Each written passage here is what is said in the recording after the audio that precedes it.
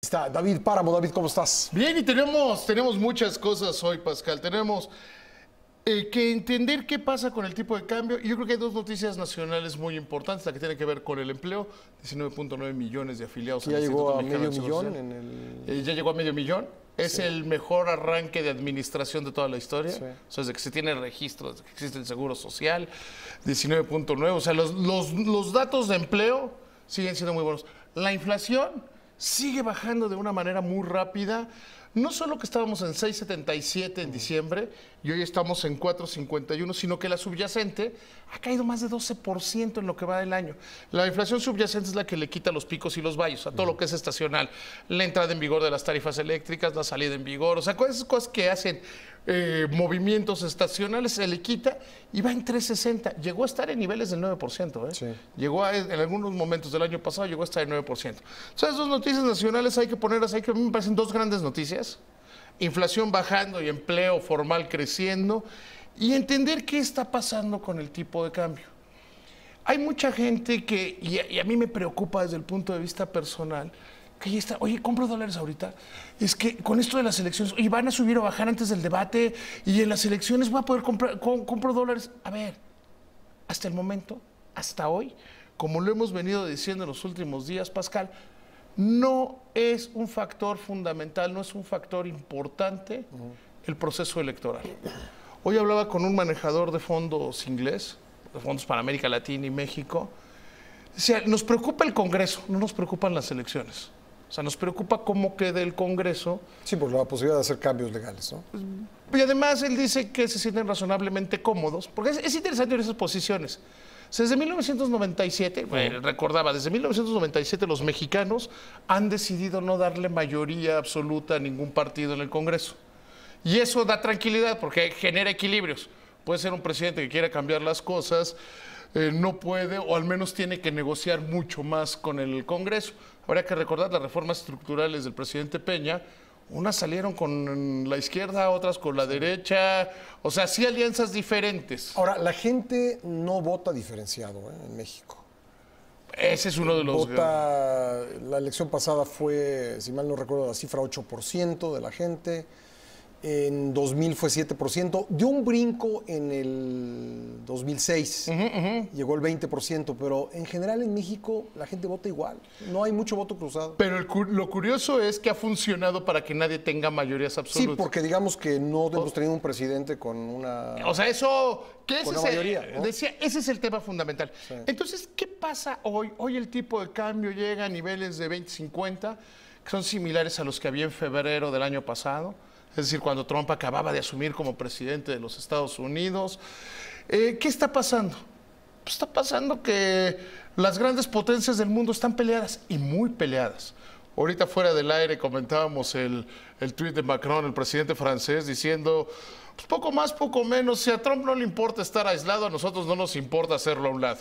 O sea, a los 6 países no nos importa hacerlo nada, nosotros formamos una verdadera potencia. Se acerca a China el grupo de los 6. Le había dado besos a Trump, es sí, o sea, mucho decir, ¿no?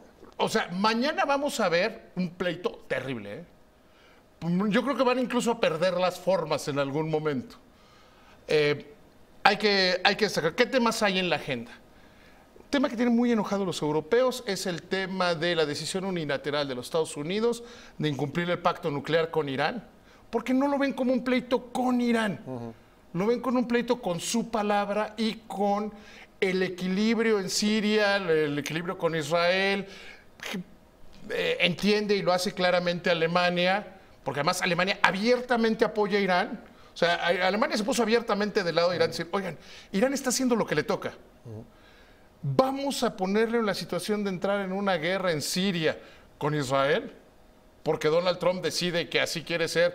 No, porque eso generaría problemas pues, con todos los miembros de la OTAN. Es uno de los grandes temas que hay que discutir. El tema del comercio. O sea, todos los países, hoy México incluso ya presentó formalmente su denuncia ante la Organización Mundial de Comercio. México hizo lo mismo que está haciendo la Unión Europea, lo mismo que está haciendo Canadá. Irse con una gran fuerza a tratar de parar, porque no es el tema, hay quien nada más lo ve como el tema del acero y el aluminio. Hay gente que dice, oye, es que México a lo mejor debe haber aguantado la cachetada para seguir negociando, pero pues, finalmente son 3,000 millones, y la posición que toma México de pegarle en lugares donde duelen específicamente parecería excesiva para buscar un tratado de libre comercio. Yo creo que en el mundo hay el entendimiento que o paran a Trump ahorita o no lo van a poder parar después. Que este nacionalismo exacerbado, darle la espalda al libre comercio, no cumplir la palabra, es lo que está dañando. No nos hubiera respetado, sino como país Pero no es que hubiésemos tampoco respeta hecho mucho a nadie, ¿no? O sea, no, pero digo, no responder con medidas espejo. Sí, no, o sea, es para sacar el tratado Creo de que hubiera se sido, acaba la creo que negociación. hubiera sido peor, ¿no? Entonces, a veces la prudencia o la llamada prudencia no es la mejor solución. ¿te acuerdas esa cosa que practicaba el primer ministro del Reino Unido, Chamberlain, que se llamaba el apaciguamiento? Que decía que a Hitler había que apaciguarlo. Sí. El mundo aprendió que hay a cierta gente que no hay que apaciguarla, porque no se van a apaciguar. Sí. O sea que hay que enfrentarlos. Sí, hay momentos en que hay que enfrentar. Es la posición que hoy claramente tienen Alemania, Francia y el grupo de los 6, porque además ya dicen que ya no es el grupo de los 7, que es el grupo de los 6 más 1. Se acercan a China. O sea, estos países que... ¿Te acuerdas qué pasó con Rusia? Era el grupo de los 8, y bueno, el grupo de los 7 más Rusia, y ahora expulsaron a Rusia, y ahora Estados Unidos se está aislando. Y en una de esas Rusia regresa. Sí.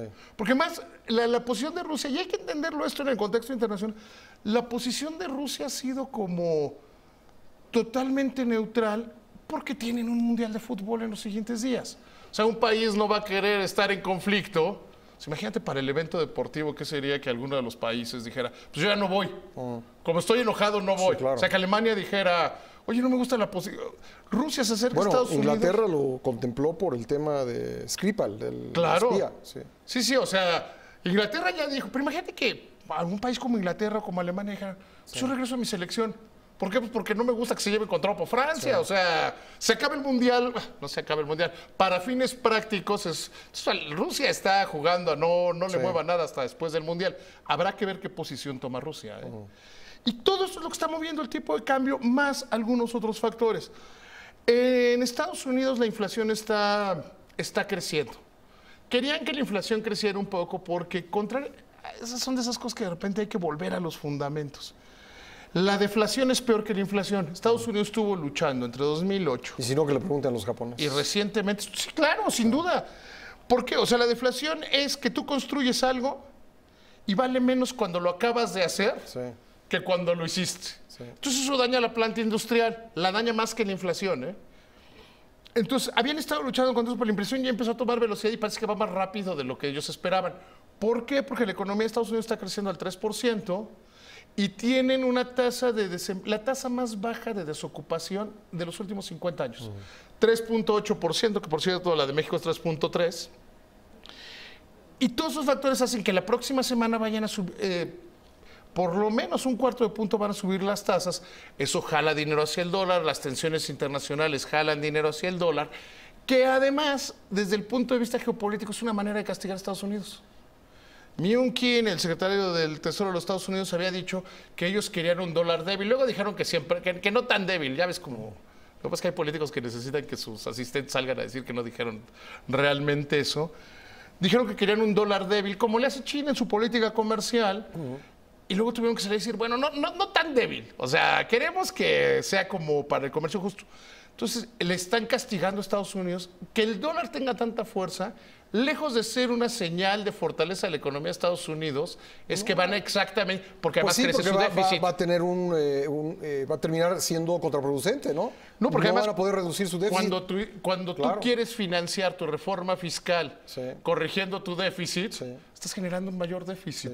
Entonces es un castigo para Estados Unidos. Y eso lo tenemos que entender cuando a veces que tratamos de medir el éxito o no éxito de la economía mexicana por el tipo de cambio. El tipo de cambio bajo fortalece a los exportadores, daña a los daña a los importadores. México es un país netamente exportador. A México le conviene tener un tipo de cambio abajo, pero algunos creen que, no sé. Sigo pensando que no pueden superar a López Portillo. Nos vemos mañana, Pascal, que te vaya muy bien.